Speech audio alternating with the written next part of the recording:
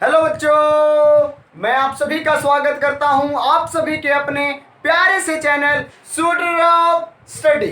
तो आइए स्टूडेंट्स, आज से हम शुरू करने जा रहे हैं आपकी 11th क्लास की फिजिक्स को। जी, आपकी 11th क्लास की फिजिक्स को शुरू करने जा रहे हैं और उसका सबसे पहला जो चैप्टर आता है हमारे पास, उसका नाम है बच्चा फिजिकल वर्ल्ड।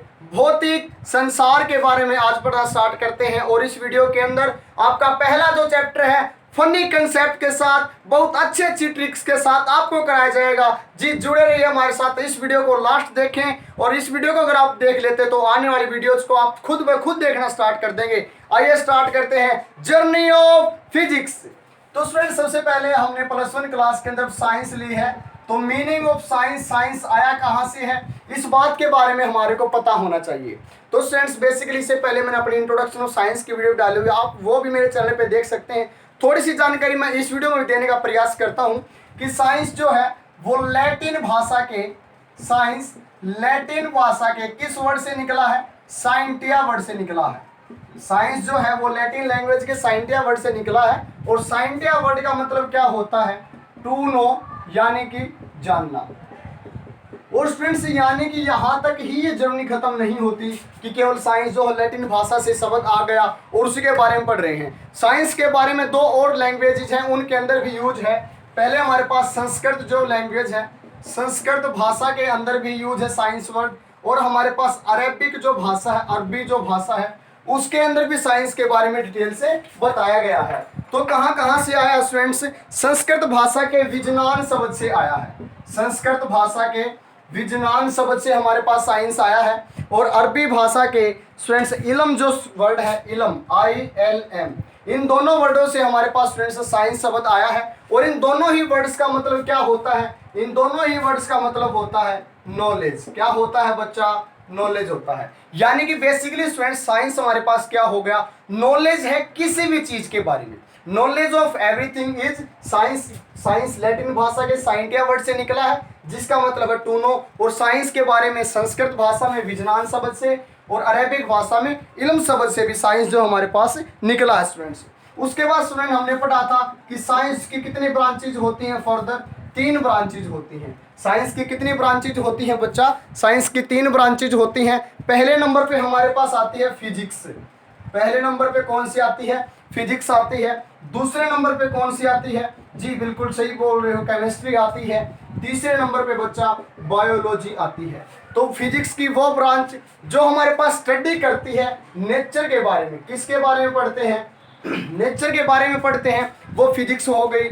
जिसमें हम केमिकल्स के बारे में पढ़ रहे हैं वो केमिस्ट्री हो गई। और जिसमें हम लिविंग चीज़ों के बारे में पढ़ रहे हैं वो स्टूडेंट्स हमारे पास बायोलॉजी होगी। इन सारी की सारी चीज़ों के बारे में हमारे इससे पहले वाले जो वीडियो हैं उनके अंदर हम बिल्कुल डिटेल से पढ़ चुके हैं कि कोई चीज़ किस प्रकार से हमने अलग अलग भागों के अंदर इसको क्लासीफाई किया है। लेकिन आज हम हमारी जो वीडियो वो स्पेशली हमारा जो आपने थंबनेल के अंदर भी देखा कि व्हाट इज फिजिक्स, फिजिक्स आखिरकार होती क्या है, इसी बात के ऊपर डिस्कस करना। आइए स्टार्ट करते हैं journey of physics.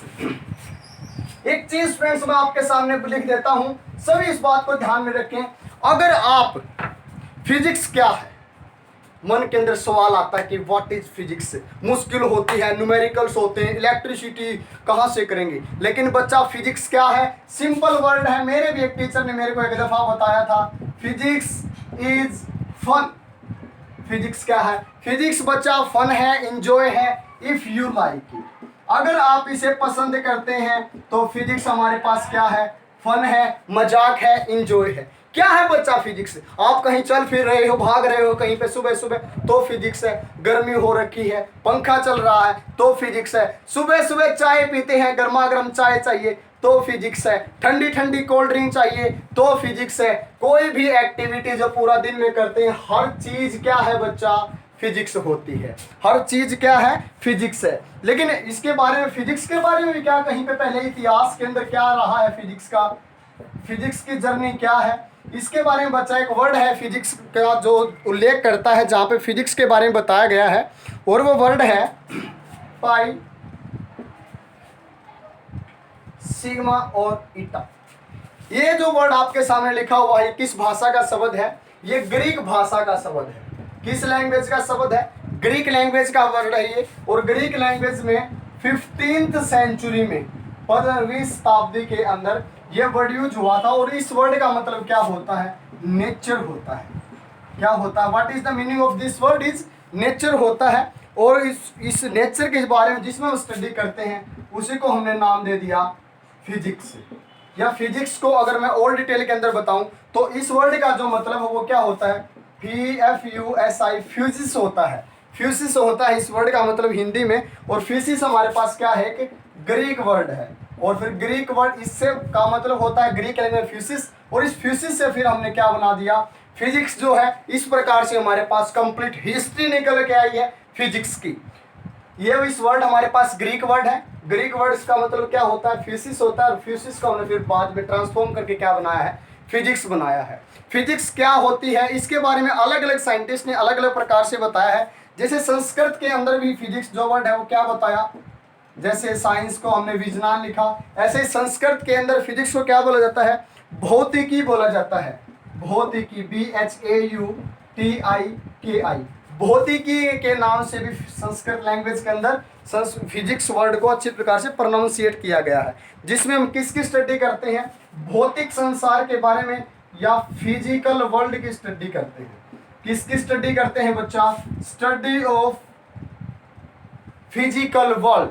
Study of physical world is known as physics. ये थी स्टूडेंट्स अलग अलग थ्योरी फिजिक्स के बारे में। लेकिन एक्चुअल में फिजिक्स की डेफिनेशंस क्या रहती हैं? किस चीज के बारे में स्टडी करते हैं? तो काफी सारी डेफिनेशंस हैं। एक एक हेडिंग से स्टार्ट करते हैं कि what is physics. What is physics, इसके बारे में कई सारी थ्योरीज आती हैं। सबसे पहली डेफिनेशन हमारे पास क्या बताई? It is laws and principles. It is laws and principles that governs the universe. Governs the universe. इस फॉर्म में आपको डेफिनेशंस मिलती है कई सारी बुक्स के अंदर कि वो जिसमें ब्रह्मांड की चीज़ों के बारे में पढ़ रहे हैं वो चीज़ फिजिक्स है। इस तरह से मिलती है। दूसरी हमारे पास क्या डेफिनेशंस मिलती है कि the study of nature and natural phenomena. Nature and natural phenomena, इस तरह की डेफिनेशंस भी हमारे को फिजिक्स के बारे में पढ़ने को मिलती है। हमारे स्कूल के अंदर पढ़ाया जाता है। तीसरे नंबर पे बच्चा हमारे पास डेफिनेशन क्या आती है? It helps us to predict future thing. भविष्य में होने वाली चीजों के बारे में प्रिडिक्ट कौन करता है? फिजिक्स करता है सर। फिजिक्स एस्ट्रोलॉजी हो गई। फिजिक्स के अंदर हाथ देखेंगे? हाँ जी फिजिसिस्ट, तो आप हाथ देखो मेरा। हाँ भाई आपके फ्यूचर में 4 लड़के होंगे। हैं सर मजाक कर रहे हो? अब से पहले शादी की बात है। आपकी शादी होगी या नहीं होगी, नौकरी लगेगी या नहीं लगेगी, टॉप करोगे या नहीं करोगे, ऐसा कुछ नहीं है। फिर प्रिडिक्ट कैसे करती है फिजिक्स हमारे पास? कोई बंदा ऊपर छत पे खड़ा है, कोई बंदा ऊपर छत पे खड़ा है, ऊपर से एकदम वो नीचे की तरफ आने लगा, तो एक फिजिसिस्ट खड़ा उसको देख के बता देगा उसके वो वहां पे खड़ा उसका मास क्या है, नीचे आएगा, किस वेलोसिटी के साथ आएगा, कितने टाइम में आएगा, वो कहां से करेगा? वो हमने न्यूटन की इक्वेशंस के बारे में पढ़ा। v = u + at, s = ut + ½ at square, v² - u² = 2s। यानी कि फिजिसिस्ट यहाँ खड़ा वो बंदा ऊपर से जब नीचे की तरफ आएगा उसको प्रिडिक्ट कर देगा, उसके बारे में एक्चुअल बता देगा। तो प्रिडिक्ट करता फ्यूचर की चीजों के बारे में, वो भी हमारे पास क्या होती है? फिजिक्स होती है। और क्या होता है स्टूडेंट्स फिजिक्स के बारे में अगर बताऊं तो laws and principles. Laws and principles are dynamic. Dynamic होती है बिल्कुल फिजिक्स। फिजिक्स फन बताया था सर, फिजिक्स एंजॉय बताया था जी। अब मैं बोल रहा हूँ फिजिक्स डायनामिक होती है। डायनामिक कैसे होती है कि फिजिक्स के अंदर कोई चीज ऐसा नहीं कि कांस्टेंट होगी, हर एक चीज को चेंज किया जा सकता है। मैं बोलूँ कि कोई चीज कांस्टेंट होगी या कोई चीज परफेक्ट होगी या केवल ओरिजिनल कोई चीज बोल दिया तो कांस्टेंट वर्ड नहीं बोल सकते। फिजिक्स के अंदर कोई भी जो चीज है वो ऑब्जर्वेशंस के बेस पे चेंज हो सकती है। ऑब्जर्वेशंस अगर आगे हम फर्दर लेते हैं किस चीज के बारे में, मान लो मैं बोल रहा हूँ किसी चीज की वैल्यू मेरे पास 2.4 आ रही है, मैंने कोई ऑब्जर्वेशन से ली 2.4 आ गई, अगर मैं थोड़ी देर के बाद उसकी ऑब्जर्वेशन लेता हूँ, हो सकता है due to atmospheric pressure, due to increase in temperature और डिक्रीज इन टेम्परेचर, उस चीज के वैल्यू 2.4 तो चेंज ना हो, 2.3 या 2.39999999 करके इस तरह से थोड़ी और चेंज हो सकती है। यानी कि चीजें जो है परफेक्ट नहीं होंगी, चेंज हो सकती है। इसलिए क्या बोला, laws and principles are dynamic होते हैं। कैसे होते हैं, डायनेमिक होते हैं बच्चा। तो आई होप आपको मजा आ रहा होगा कि फिजिक्स के बारे में कितनी सारी चीजें पढ़ने को मिल रही हैं। एक बात ध्यान में रखना, फिजिक्स इज फन।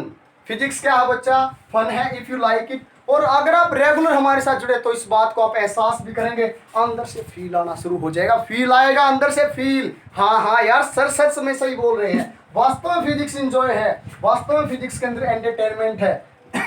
तो बच्चा पहला जो क्वेश्चन था वो आई होप आपको क्लियर हो गया होगा कि फिजिक्स क्या है।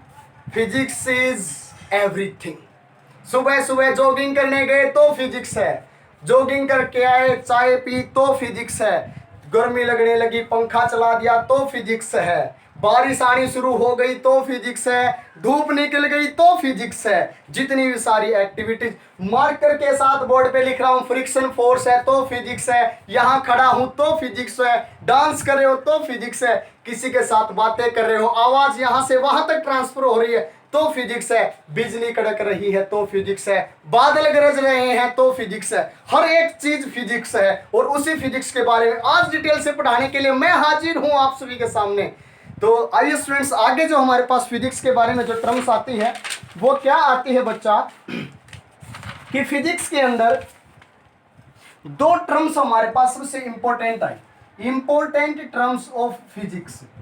क्या हेडिंग है next, important terms of physics. Physics की कुछ इंपॉर्टेंट टर्म्स हैं और सबसे पहली टर्म्स क्या है, यूनिफिकेशन।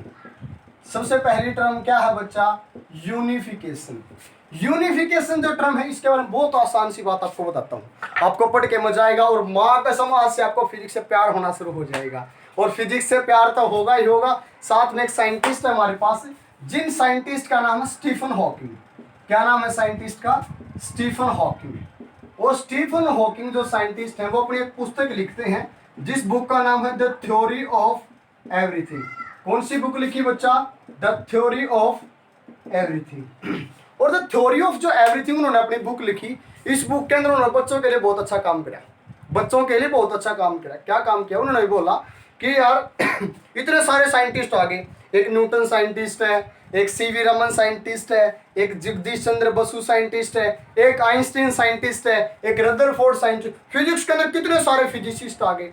अब यहाँ पे इतने सारे साइंटिस्ट, इतने सारे जो फिजिसिस्ट आ गए, अब हर एक ने अपने नए लॉ बना दिए, अलग अलग अपने लॉ बना दिए। न्यूटन्स के अलग लॉ है, आइंस्टीन के अलग लॉ है, रदरफोर्ड की अलग थ्योरी है, बोर की अलग थ्योरी है, जे थॉमसन की अलग थ्योरी है। अब इतनी सारी थ्योरीज हो गई, बच्चे किस किस चीज को पढ़ेंगे, किस किस चीज के बारे में समझेंगे। तो उसने एक सॉल्यूशन निकाला, उसने एक चीज बोली कि यार तुम ऐसा करो, बहुत सारे लॉज हो गए, कुछ ऐसा डायनेमिक काम करो, कुछ ऐसा प्रयास करो, कुछ ऐसी ट्राई करो कि जितने भी सारे लॉज तुमने बनाए हैं इन सारे लॉज को हटा दो। क्या बोला, इन सारे लॉज को हटा दो, एक परफेक्ट लॉ बना लो, एक परफेक्ट लॉ बना दो, एक लॉ बना लो, एक परफेक्ट लॉ बना के और उस परफेक्ट लॉ से पूरी की पूरी फिजिक्स को, पूरी की पूरी फिजिक्स को, कंप्लीट फिजिक्स को या कंप्लीट कंसेप्ट को, या कंप्लीट कंसेप्ट को अच्छी प्रकार से बच्चों को समझा दो। और ये जो टर्म्स है किसी एक लॉ के बेस पे, किसी एक लॉ के बेस पर कंप्लीट फिजिक्स के किसी भी कंसेप्ट को समझाना, वो मेरे पास क्या होता है, यूनिफिकेशन होता है। क्या होता है बच्चा, यूनिफिकेशन होता है। और बच्चों मैं आपको बता भी दूं, ये जो फिजिकल वर्ल्ड चैप्टर है आपके जो स्कूली जो एग्जाम्स होंगे उनमें 100% आता है।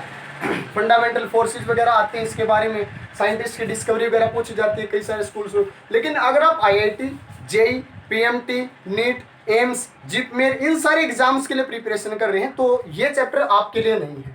इससे आगे जो यूनिट मैनेजमेंट का चैप्टर है वहाँ से हमारी जर्नी स्टार्ट हो जाती है आगे AIT, AIEEE, NEET, JEE, IIT और PMT, MBBS के बारे में। तो स्टूडेंट्स यूनिफिकेशन टर्म्स क्या बोलती है, अगर मैं इसको अच्छी प्रकार से आपके सामने लिखने का प्रयत्न करता हूं तो यूनिफिकेशन टर्म क्या बोलती है, टू अटेम्प्ट या to explain various phenomena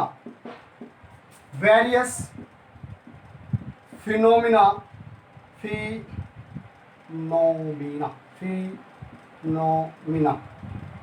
to explain various phenomena using few laws। भाई थोड़े से लाज लेके, एक या दो लाल लेके और काफी सारे जो फिनोमिनाज है उनको एक्सप्लेन कर देना। कैसे स्टूडेंट्स हमारे पास है, जैसे मान लो हमने स्टडी करना फ्री फॉल को। सर फ्री फॉल क्या होता है बेटा जी, 9th क्लास में पढ़ा था। कोई चीज ऊपर से नीचे आ रही है without effect of gravity. If a body is falling from up to down with no effect of gravity, with only effect of gravity. अगर कोई वस्तु ऊपर से नीचे की तरफ आ रही है और केवल अगर उस पर ग्रेविटी फोर्स एक्ट कर रहा है, only gravity force is acting on that particular body, then condition is said to be free fall. उसके बाद जितने भी सारे सैटेलाइट्स हैं, satellites revolving around sun, around any planet या मोशन ऑफ अर्थ है। अब ये जो तीनों की तीनों चीजें हैं, अगर मैं इन तीनों चीजों को देखूं तो इन तीनों की चीजों को मैं केवल एक लॉ से एक्सप्लेन कर सकता हूं, और वो लॉ क्या है, ग्रेविटेशन लॉ। कौन सा लॉ है बच्चा, ग्रेविटेशन लॉ।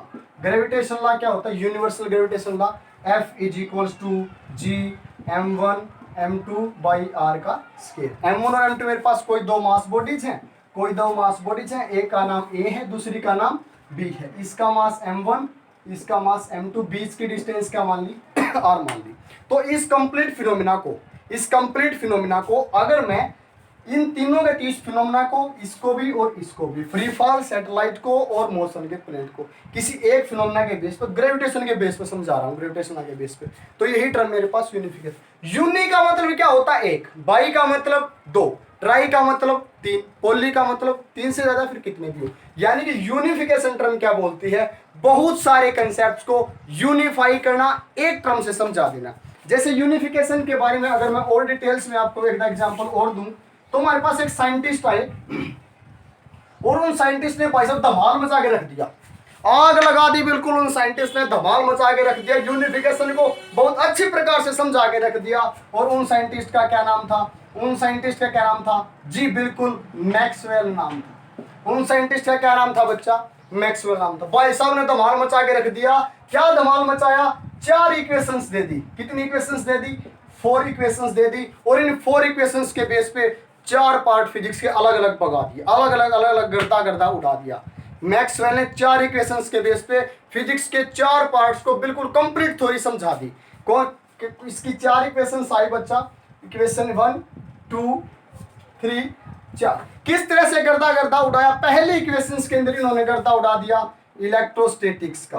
पहले इक्वेशंस में किसको एक्सप्लेन कर दिया, इलेक्ट्रोस्टैटिक्स का बिल्कुल गर्दा उड़ा दिया, धांसू तरीके से सारी इलेक्ट्रोस्टैटिक्स को एक इक्वेशंस के माध्यम से समझा दिया, यूनिफाई कर दिया सारी इलेक्ट्रोस्टैटिक्स।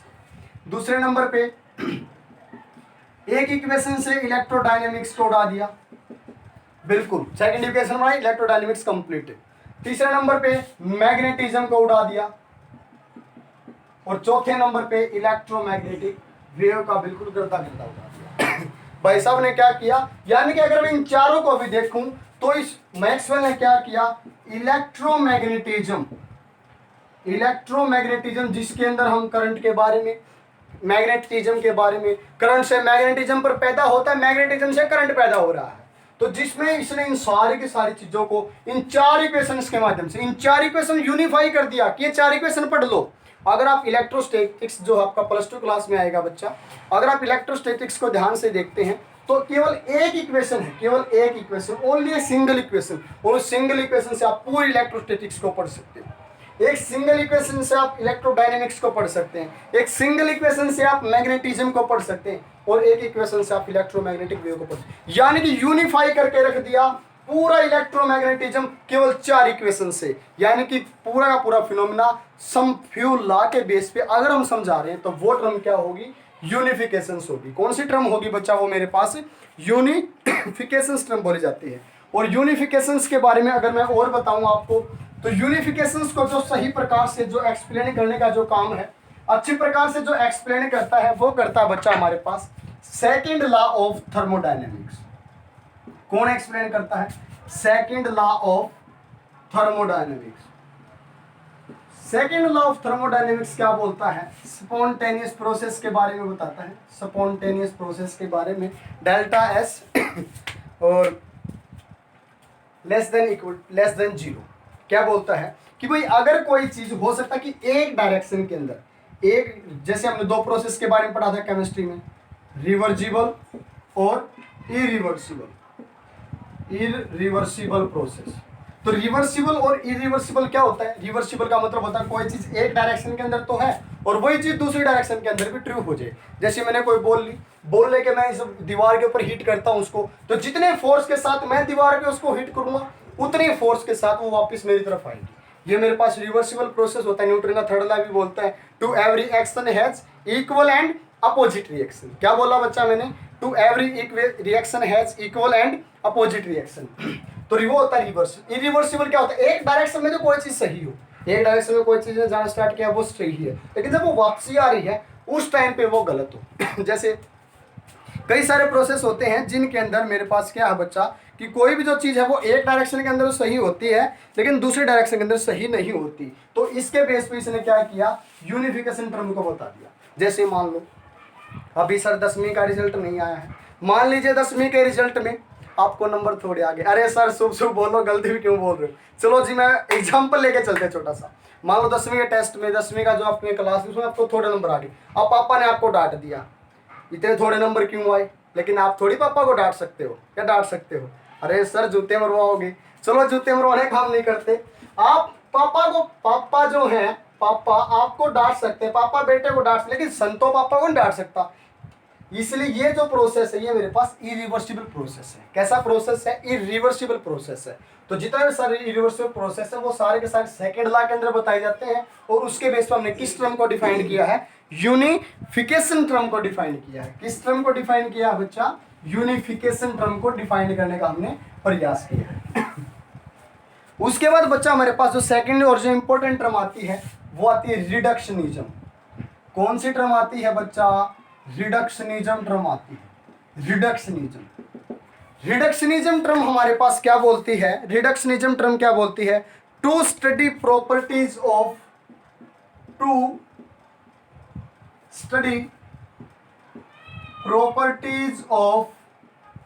constituent particle। नहीं समझ में आया सर? नहीं समझ में आया सर? चलिए जी और सिंपल लैंग्वेज में लिख देते हैं। To study any phenomena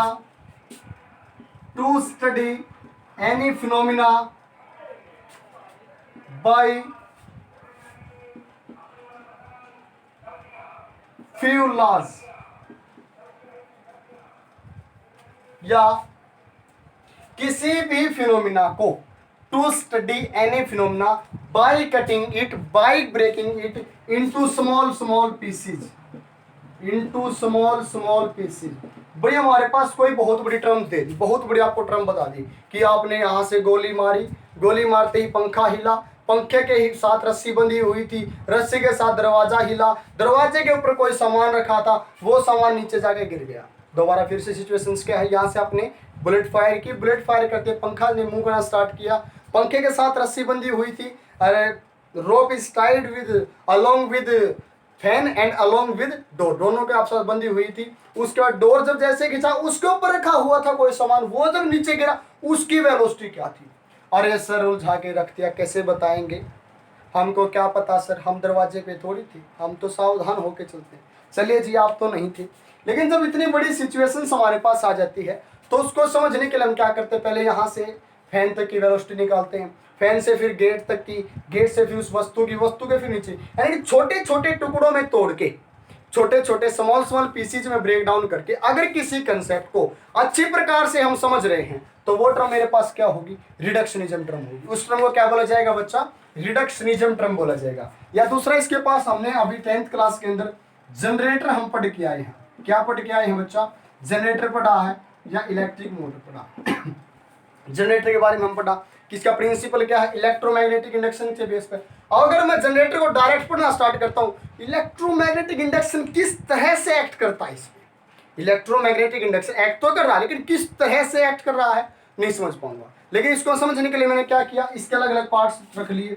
parts क्या रखे कि इसका जो आर्मेचर है वो कैसे काम कर रहा है, इसकी कोयल कैसे काम कर रही है, इसकी ब्रुसेस कैसे काम कर रही हैं, स्लिप रिंग कैसे काम कर रही हैं। यानी कि अलग अलग जब किसी भी सब्सटेंस को, किसी भी लॉ को, किसी भी फिनोमिना को समझने के लिए स्मॉल स्मॉल पीसेज में रख के फिर मैं उस चीज को, पूरे कंसेप्ट को समझता हूँ, वो टर्म मेरे पास क्या होती है, रिडक्शनिज्म होती है। दोबारा फिर से एक्सप्लेन करूं, यूनिफिकेशन क्या होती है, एक लॉ के बेस पे पूरे के पूरे कंसेप्ट को समझना यूनिफिकेशन है। और किसी बहुत बड़े लॉ को छोटे छोटे छोटे छोटे छोटे टुकड़ों में तोड़ के फिर उस चीज को समझना, वो मेरे पास क्या होती है, रिडक्शनिज्म टर्म होती है। कौन सी टर्म होती है बच्चा, रिडक्शनिज्म टर्म होती है। देख सकते हैं जी, आप चीजों को अच्छी प्रकार समझ सकते हैं, कॉपी पे नोट डाउन कर सकते हैं।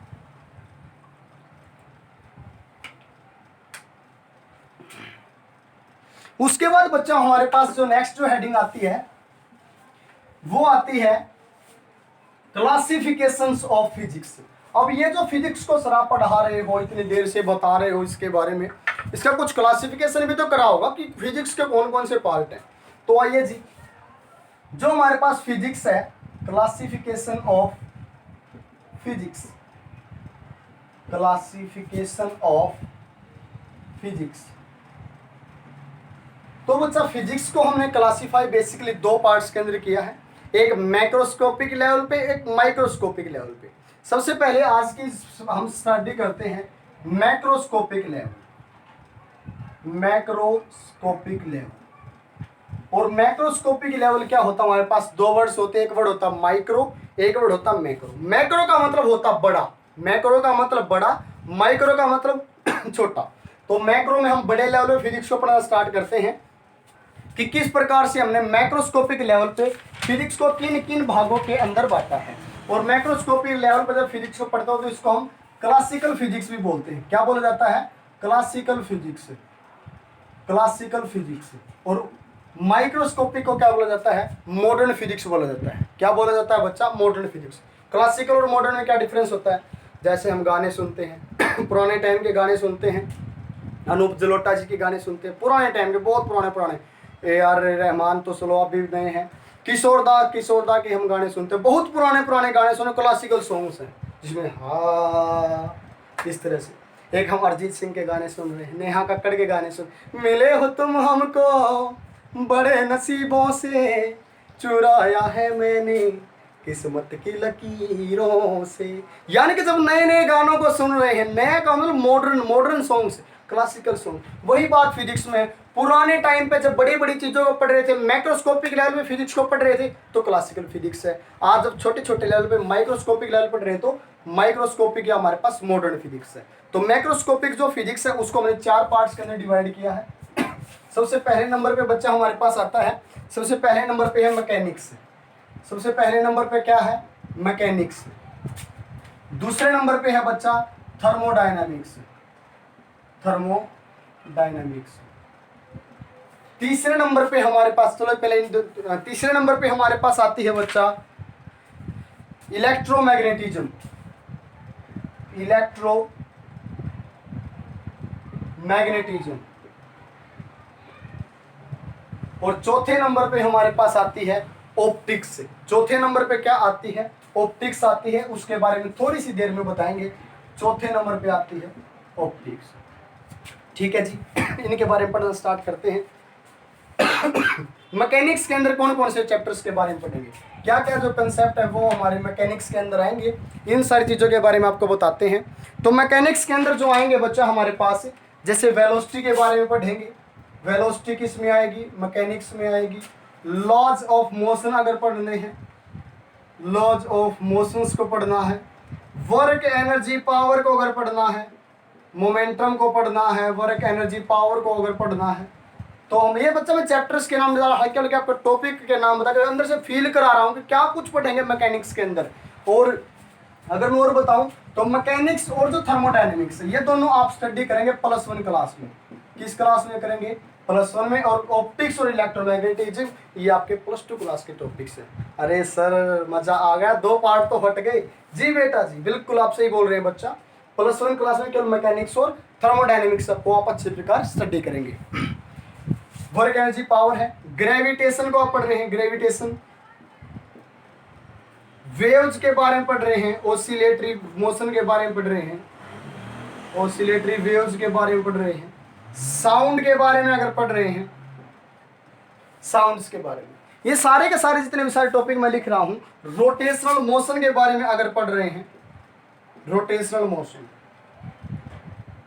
तो ये जो सारे के सारे जो टॉपिक्स है बच्चा, ये आप पढ़ेंगे मैकेनिक्स के अंदर। थर्मोडायनेमिक्स में क्या आएगा, हीट के बारे में पढ़ रहे हैं, हीट के बारे में, टेम्परेचर के बारे में पढ़ रहे हैं, टेम्परेचर, हीट इंजन के बारे में पढ़ रहे हैं। ये सारे के सारे जो टॉपिक हैं बच्चा, ये आपके थर्मोडायनेमिक्स के जो टॉपिक है। और आपने पढ़े होंगे कंडक्शन, अरे सर वही कंडक्शन, कन्वेक्शन, रेडिएशन, जी बच्चा वही। अरे सर वो तो हमारे को अच्छी प्रकार से आते हैं जी, बिल्कुल वही कंडक्शन के बारे में पढ़ रहे हैं, कन्वेक्शन के बारे में अगर पढ़ रहे हैं, या फिर we are studying about radiation. ये सारे के सारे हमारे पास बच्चा थर्मोडायनेमिक्स के अंदर आएंगे। अंदर से बच्चा थोड़ा थोड़ा फील आना आपको आई होप शुरू हो गया होगा। इलेक्ट्रोमैग्नेटिज्म में क्या पढ़ेंगे, चार्ज के बारे में पढ़ेंगे, चार्ज के बारे में पढ़ेंगे, चार्ज किस प्रकार से मूवमेंट करता है। इलेक्ट्रिसिटी के बारे में पढ़ेंगे, करंट के बारे में पढ़ेंगे, फिर करंट के टाइप, एसी करंट के बारे में पढ़ेंगे, डीसी करंट के बारे में पढ़ेंगे, या डिवाइसेस के बारे में पढ़ेंगे। डिवाइसेस, अलग अलग जो डिवाइसेस हैं, जनरेटर है, मोटर है, ट्रांसफार्मर है, इन सारी चीज़ों के बारे में अगर हम पढ़ रहे हैं, तो सारा का सारा बच्चा हमारे पास क्या इलेक्ट्रोमैग्नेटिज्म है, या इलेक्ट्रोमैग्नेटिक वेव के बारे में पढ़ रहे हैं, इलेक्ट्रोमैग्नेटिक वेव के बारे में। तो बच्चा हमने क्लासिफिकेशंस करें कि फिजिक्स के अंदर आप पढ़ोगे क्या क्या, किस प्रकार से आप स्टडी करोगे फिजिक्स को। 3 पार्ट्स के बारे में हमने बोर्ड पे आपको बता दिया, आप नोट डाउन कर सकते हैं। चौथा जो पार्ट है बच्चा, वो है हमारे पास ऑप्टिक्स, ऑप्टिक्स। और ऑप्टिक्स में आप किस किस पार्ट्स को पढ़ेंगे, यही मैं बता देता आपको। चौथा पार्ट है ऑप्टिक्स। ऑप्टिक्स क्या होती है, स्टडी ऑफ लाइट होती है। क्या होती है, स्टडी ऑफ लाइट होती है। क्या क्या पढ़ेंगे, मिरर के बारे में पढ़ेंगे, लेंस के बारे में पढ़ेंगे, रिफ्लेक्शन को स्टडी करेंगे आप, रिफ्रैक्शन को स्टडी करेंगे, डिवाइसेस पढ़ेंगे। सर डिवाइसेस क्या, ऑप्टिक्स के अंदर, लाइट के अंदर कौन कौन से डिवाइसेस आएंगे, जी बच्चा जी आएंगे, कौन कौन से आएंगे। सर माइक्रोस्कोप, सर माइक्रोस्कोप तो हमने केमिस्ट्री के अंदर, बायो के अंदर पढ़ते हैं। नहीं बच्चा, इसके अंदर माइक्रोस्कोप पढ़ेंगे। लेंस यूज होता है ना माइक्रोस्कोप के अंदर, कौन सा लेंस यूज होता है, किस तरह से यूज होगा, कैसे उसको बनाया जाएगा, या एस्ट्रोनॉमिकल टेलीस्कोप वगैरह के बारे में पढ़ेंगे आप। यानी कि अंदर से फील आना स्टार्ट हो गया होगा कि फिजिक्स क्या है। जितना बड़ा सिलेबस दिखे इतना बड़ा है नहीं, बहुत ईजी है। बोला था ना, physics is fun, physics is fun if you like it. Physics को हमने फन रूप में हम इसको सारे के सारे को पढ़ेंगे बच्चा। तो आई होप बच्चा आपको अंदर से फील आना स्टार्ट हो गया होगा कि किस किस प्रकार से हम इन सारी चीज़ों को पढ़ेंगे। उसके बाद बच्चे ये था मैक्रोस्कोपिक लेवल पे क्लासिकल फिजिक्स को हमने क्लासिफाई किया है। अब उसके बाद जो आता है बच्चा, वो आता है हमारे पास, हम माइक्रोस्कोपिक लेवल पे फिजिक्स को पढ़ाते हैं आपको। माइक्रोस्कोपिक लेवल पे classification of physics on microscopic level. और माइक्रोस्कोपिक लेवल की अगर बच्चा मैं आपके सामने बात रखता हूँ, समझाने का अगर प्रयास करता हूँ, माइक्रोस्कोपिक लेवल,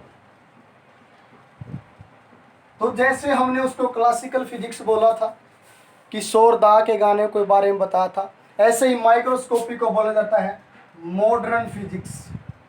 क्या बोला जाता है, मॉडर्न फिजिक्स, या क्वांटम फिजिक्स भी बोला जाता है, क्वांटम फिजिक्स।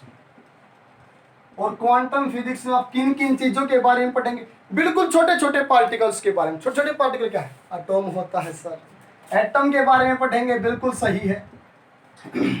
एटम से भी छोटा न्यूक्लियस, यानी कि न्यूक्लियर फिजिक्स के बारे में आप पढ़ेंगे। और क्या पढ़ेंगे सर, और भी बता दीजिए। जी बिल्कुल, आप इलेक्ट्रॉन के बारे में पढ़ेंगे, प्रोटॉन के बारे में पढ़ेंगे, न्यूट्रॉन के बारे में पढ़ेंगे, सही है सर। उसके बाद आप रेडियो एक्टिविटी के बारे में पढ़ेंगे, रेडियो एक्टिविटी, उसके बाद बच्चा आप पढ़ेंगे फोटोन के बारे में पढ़ेंगे। फोटोन क्या होता है सर? फोटोन हमारे पास पैकेट ऑफ एनर्जी होता है। जब लाइट हमारे पास किसी एनर्जी की फॉर्म में आती है, photons are basically packets of energy. Photons क्या होते हैं? पैकेट ऑफ एनर्जी होते हैं। या फिर बच्चा आप सेमीकंडक्टर्स के बारे में पढ़ते हैं। सेमीकंडक्टर्स कौन से होते हैं? 3 तरह के डिवाइसेस हमने पढ़े थे बच्चा, एक कंडक्टर, एक इंसुलेटर और एक होते हैं सेमीकंडक्टर। कंडक्टर जिनके अंदर से हीट और करंट पास हो सकता है, कंडक्टर्स थे। Which can not pass heat and electric current with them through them are insulators. और जिनके बीच में कभी कभी पास हो, यानी कुछ कुछ प्रॉपर्टी रखते हैं सेमीकंडक्टर। कहाँ यूज होता है? जैसे एलईडी जो घरों में यूज होती है, उसके अंदर semiconductor, light emitting diode. LED के अंदर क्या होता है? सेमीकंडक्टर्स की स्टडी करते हैं। इस प्रकार से बच्चा हमने फिजिक्स को अलग अलग पार्ट के अंदर आपके सामने क्लासिफाई करके आपको समझाने का प्रयास किया कि किस किस प्रकार से हम फिजिक्स को अलग अलग पार्ट्स के अंदर डिवाइड करेंगे। आई होप आपको समझ में आ रहा होगा और अंदर से फील आना भी आपको स्टार्ट हो गया होगा। इसके बाद बच्चा हमारे पास कुछ एक साइंटिस्ट के बारे में, जो हमारे स्कूल लेवल पे अक्सर क्वेश्चन पूछा जाता है कि किस साइंटिस्ट आए हमारे पास। काफ़ी सारे फिजिसिस्ट हैं, भौतिक विज्ञान के ज्ञाता हैं, जिन्होंने अलग अलग थ्योरीज के बारे में बताया। कुछ मोस्ट इंपोर्टेंट के बारे में हम यहाँ पे पढ़ेंगे। सबसे पहले हमारे पास आते हैं आर्किमिडीज। सबसे पहले कौन आते हैं? आर्किमिडीज। आर्किमिडीज जो साइंटिस्ट, उन्होंने किसके बारे में बताया? बायोन्सी के बारे में बताया। और बायोन्सी हमारे पास क्या होता है? हमने 9th क्लास में पढ़ा था बायोन्सी के बारे में।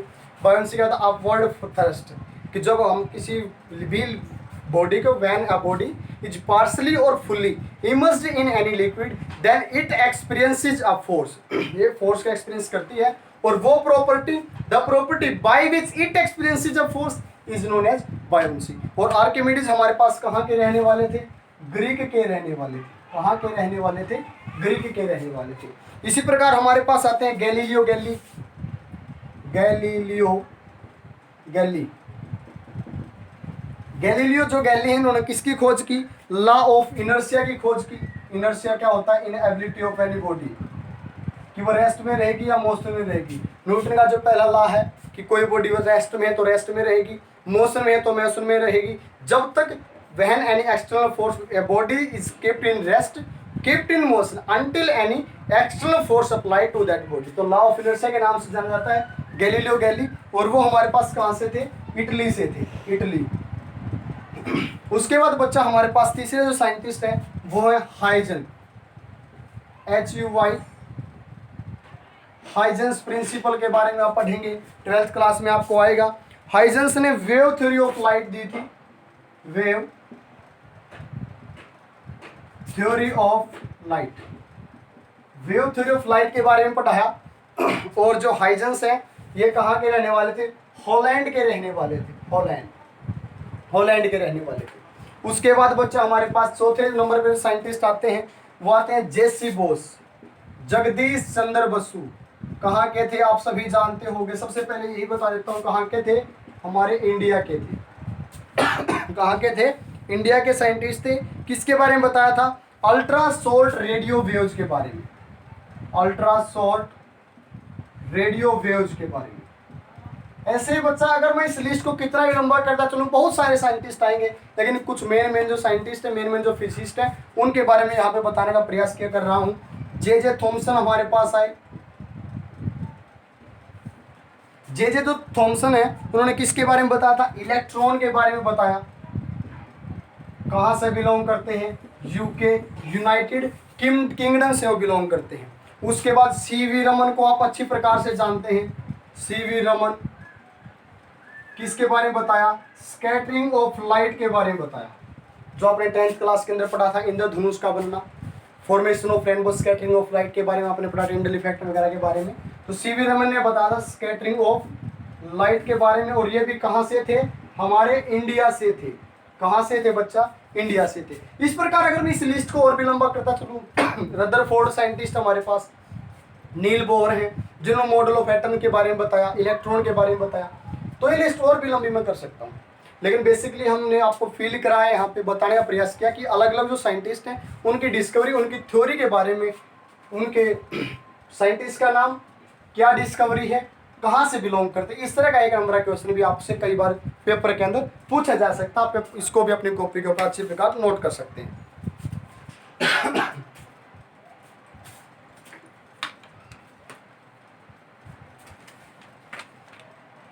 उसके बाद आता है बच्चा कि what is the relation of mathematics and physics. क्या टॉपिक आता है, relation of physics and mathematics. भाई फिजिक्स और मैथमेटिक्स के अंदर क्या रिलेशन है।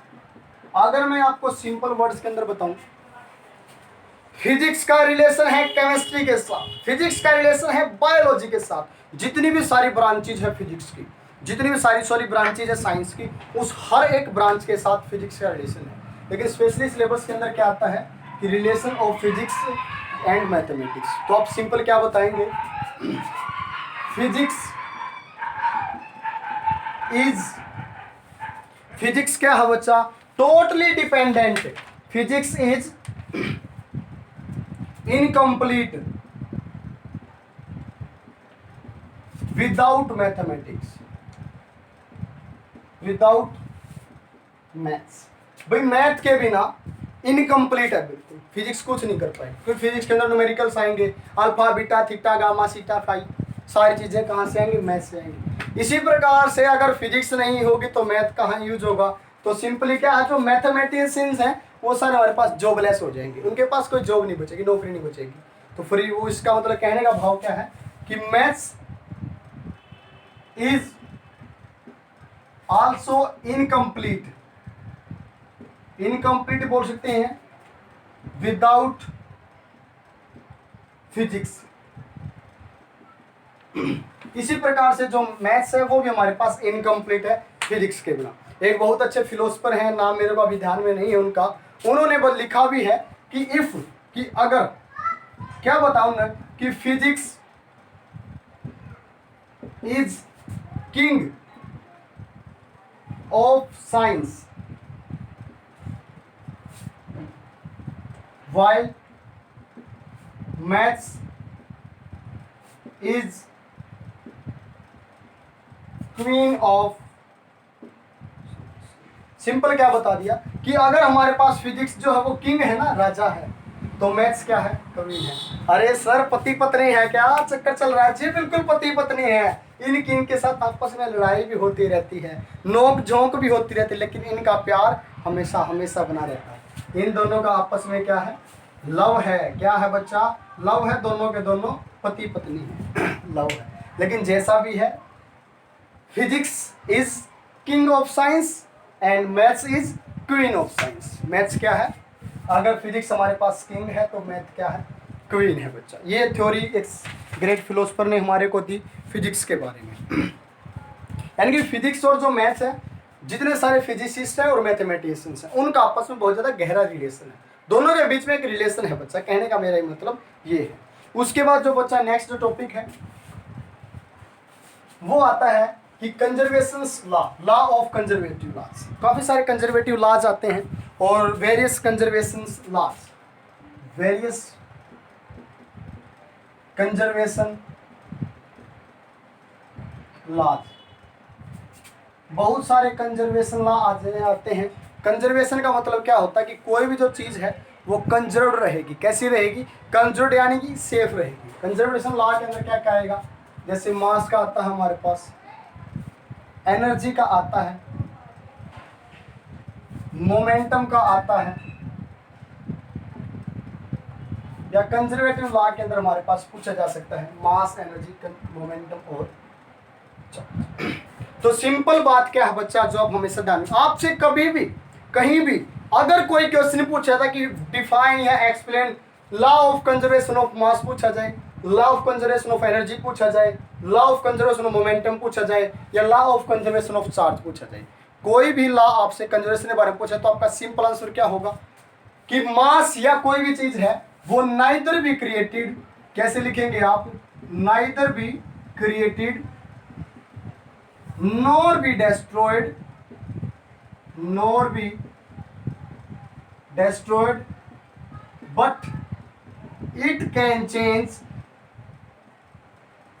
From one form to another form, कि जो हमारे पास मास है, चार्ज है या जो एनर्जी है, भाई ना तो ये क्रिएट किया जा सकता, ना ही डेस्ट्रॉय यानी कि खत्म किया जा सकता, ना तो पैदा किया जा सकता, ना बिल्कुल खत्म किया जा सकता, लेकिन एक फॉर्म से दूसरी फॉर्म के अंदर बस आपस में कन्वर्ट किया जा सकता है, ट्रांसफर किया जा सकता है। ये हमारे पास लॉ ऑफ एनर्जी मोमेंटम है चार्ज है। यानी कि क्या होगा कि चाहे चार्ज है, चाहे एनर्जी है, चाहे मोमेंटम है, चाहे हमारे पास मास है, रिमेन्स कंजर्व्ड, यानी कि उसकी जो वैल्यू है वो एज इट इज रहेगी, रिमेन्स कंजर्व्ड रहेगी। क्या रहेगी बच्चा हमारे पास, उसकी वैल्यू कंजर्व्ड रहेगी। क्या रहेगी, कंजर्व्ड रहेगी।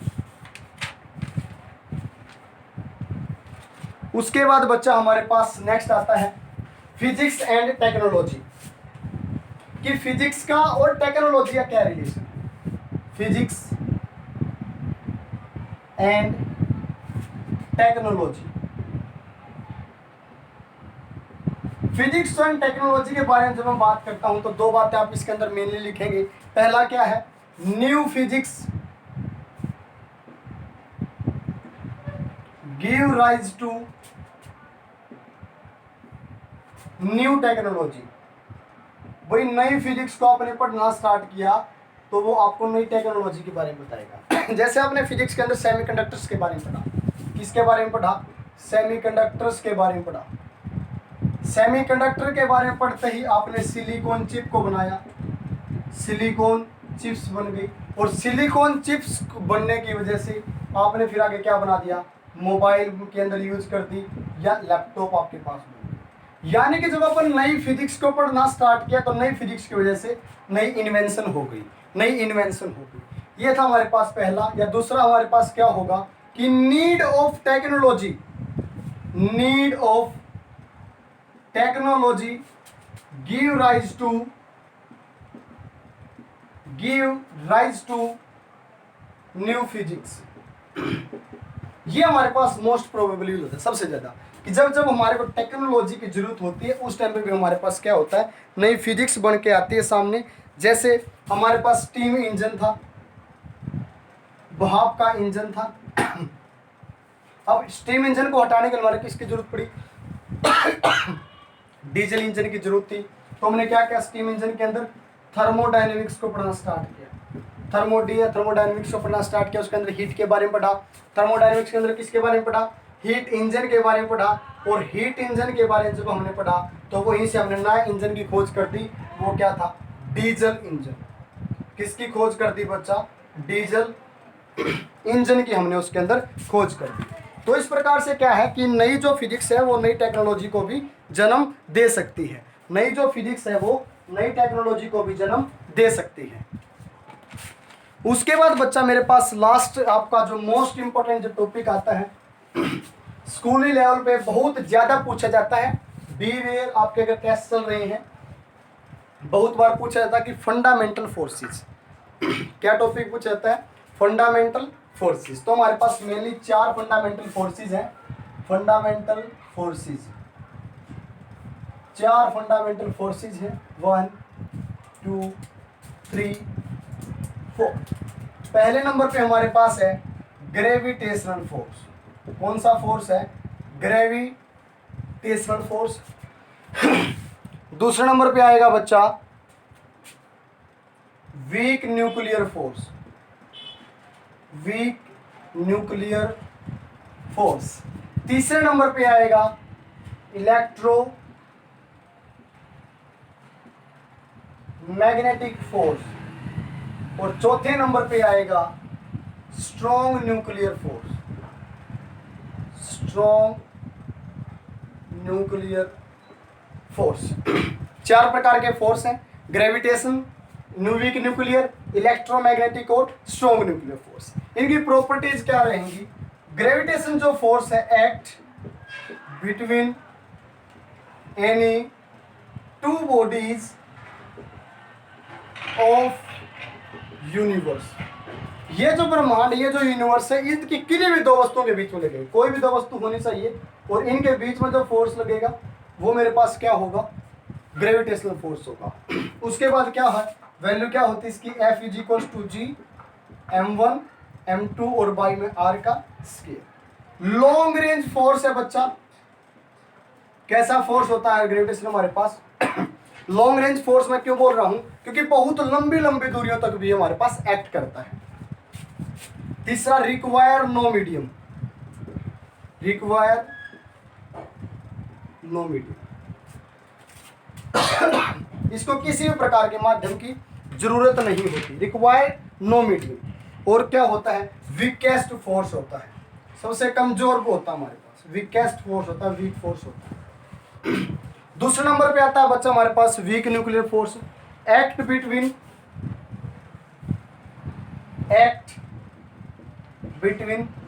Neutrino and other particles.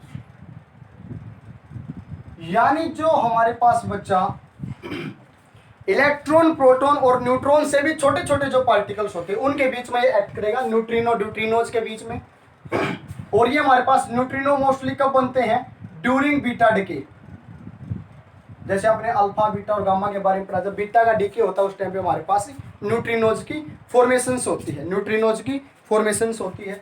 ये भी हमारे पास शॉर्ट रेंज होता है, कैसा होता है, शॉर्ट रेंज होता है। रेंज भी कितनी होती है, 10⁻⁻14 टू 10⁻⁻15 मीटर, यानी कि न्यूक्लियस के भी अंदर लग रहा है, यानी कि रेंज इसकी क्या है, बहुत ज्यादा छोटी है। इलेक्ट्रोमैग्नेटिक फोर्स किसके बीच में लगेगा, act between two charge particle. अगर हमारे पास कोई भी दो चार्ज जो पार्टिकल हैं उनके बीच में इलेक्ट्रोमैग्नेटिक जो फोर्स है वो हमारे पास एक्ट करेगा। ये हमारे पास अब कोई दो चार्ज पार्टिकल है, एक पॉजिटिव एक पे नेगेटिव, तो पॉजिटिव पॉजिटिव क्या करेगा, रिपेल, पॉजिटिव नेगेटिव क्या करेगा, अट्रैक्ट करेंगे। सेम जो चार्जेस होंगे वो रिपेल करेंगे, अनलाइक चार्ज क्या करेंगे, अट्रैक्ट करेंगे। यानी कि अट्रैक्टिव भी होगा, attractive as well as repulsive, दोनों होंगे बच्चा। वैल्यू क्या होगी, F is equals to K Q1 Q2 और बाई में R का स्केयर। ये कहाँ से आया, कुलाम लॉ से आया, कहाँ से आया, कुलाम लॉ से आया। उसके बाद ये भी हमारे पास लॉन्ग रेंज होगा रेंज इसकी कहाँ तक होगी, इन्फिनिटी तक, और इसकी भी कहाँ तक होगी, इन्फिनिटी तक, क्योंकि धरती और सूर्य के बीच में काफी डिस्टेंस है और इनके बीच में भी हमारे पास ये फोर्स एक्ट करता है। तीसरे नंबर पे क्या होगा, require no medium, require no medium, किसी भी प्रकार का जो माध्यम है उसकी इसको जरूरत नहीं होती। ये हो गया। उसके बाद आता है बच्चा हमारे पास स्ट्रॉन्ग न्यूक्लियर फोर्स। और स्ट्रॉन्ग न्यूक्लियर फोर्स की प्रॉपर्टीज क्या क्या है, सबसे पहली ये हमारे पास लगता है between, act between neutron neutron, proton proton या प्रोटॉन न्यूट्रॉन। न्यूक्लियस के अंदर जो पार्टिकल पाए जाते हैं न्यूट्रॉन न्यूट्रॉन के बीच में लगेगा, प्रोटॉन प्रोटॉन के बीच में, या प्रोटॉन और न्यूट्रॉन न्यूट्रॉन और प्रोटॉन के बीच में लगेगा। उसके बाद शॉर्ट रेंज होता है, शॉर्ट रेंज होता है, और इसकी भी रेंज कुछ कुछ वीक न्यूक्लियर के जितनी 10⁻⁻14 से 10⁻⁻15 मीटर तक ही इसकी रेंज होती है। तीसरा पॉइंट क्या है, चार्ज इंडिपेंडेंट होता है, चार्ज इंडिपेंडेंट, यानी कि चार्ज के ऊपर ये किसी प्रकार से कोई डिपेंड नहीं करता, चार्ज इंडिपेंडेंट होता है। और सबसे स्ट्रॉन्गेस्ट फोर्स होता है, कैसा फोर्स होता है, स्ट्रॉन्गेस्ट फोर्स होता है। तो ये थी बेसिकली बच्चा प्रॉपर्टीज जो है चारों फोर्सेस की, जो हमसे कई बार पेपर के अंदर पूछी जाती है। ये हमने सारी की सारी प्रॉपर्टीज के बारे में आपको डिटेल से बताने का प्रयत्न भी किया। उसके बाद एक छोटा सा पॉइंट और है जो इसका रह गया, उसके बारे में आपको बता देता हूं कि इनकी स्ट्रेंथ के बारे में जब पूछा जाता है, स्ट्रेंथ, स्ट्रेंथ क्या होगी सभी की। तो स्ट्रेंथ अगर बच्चा मैं इसको एक मान लेता हूं, एक, इसको मैं क्या मान रहा हूं, स्ट्रॉन्ग न्यूक्लियर फोर्स को एक मान रहा हूं, एक, तो ये होगा मेरे पास 10⁻⁻², ये होगा मेरे पास 10⁻⁻13 और ये होगा मेरे पास 10⁻⁻38। यानी कि अगर इसकी वैल्यू एक है तो इसकी वैल्यू 1/100, 1/100 होगी। इसकी 1/10⁻⁻13, इसकी 1/10⁻38, यानी कि ये मेरे पास strong nuclear force gravitational force से 10⁻38 टाइम्स स्ट्रोंगर है। कितना स्ट्रोंगर है? ग्रेविटेशनल जो फोर्स है, strong nuclear force is 38 times 10⁻38 times stronger then gravitational force. अगर ये पूछा था कि इस यूनिवर्स का सबसे वीकेस्ट फोर्स कौन सा है, सबसे वीकेस्ट फोर्स कौन सा है, तो आंसर क्या होगा? ग्रेविटेशनल फोर्स है। कौन सा फोर्स है सबसे वीकेस्ट? ग्रेविटेशनल फोर्स है। आप इसको भी अच्छे प्रकार से नोट डाउन कर सकते हैं।